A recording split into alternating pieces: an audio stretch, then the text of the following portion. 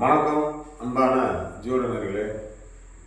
ஒரு ஜாதகத்தில் லக்னம் எந்த லக்னமாக இருந்தாலும் லக்னம் பாதசாரம்னு சொல்லக்கூடியது. அந்த பாதசாரம் யோகாதிபதியா பாதகாதிபதியா அப்படிங்கிறத முதல்ல நம்ம அறியணும். அந்த யோகாதிபதியினுடைய பாதச்சலம் அந்த லக்னம் வாங்கையில் அந்த திசா புத்தி காலங்களில் நம்மளை அறியாத ஒரு நிலை நடந்து கொண்டே இருக்கும். நமக்கு தெரியாது என்ன காரணம் அப்படின்னா அதுதான் சூட்சம்னு சொல்கிறாங்க. லக்ன பாவங்களும் லக்னாதிபதி சாரங்களும் ஒரு மனிதனுக்கு அமைந்து விட்டால் என்றாவது ஒரு நாள் நிச்சயம் நினைத்த இலக்கு அடைவார்கள் என்பது உண்மை. கண்டிப்பான முறையில் அந்த அடிப்படையில் ராசியை பார்ப்பது போல் லக்னத்தை பார்ப்பது போல் லக்ன பாதசாரம் என்ன வாங்கியிருக்குன்னு நீங்கள் கண்டிப்பாக தெரிஞ்சு வச்சுக்கோங்க.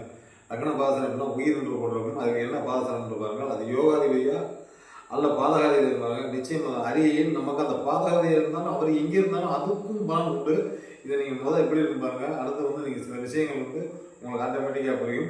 நானும் நல்ல நடக்க மட்டும் நல்லா விடைவர்கள்.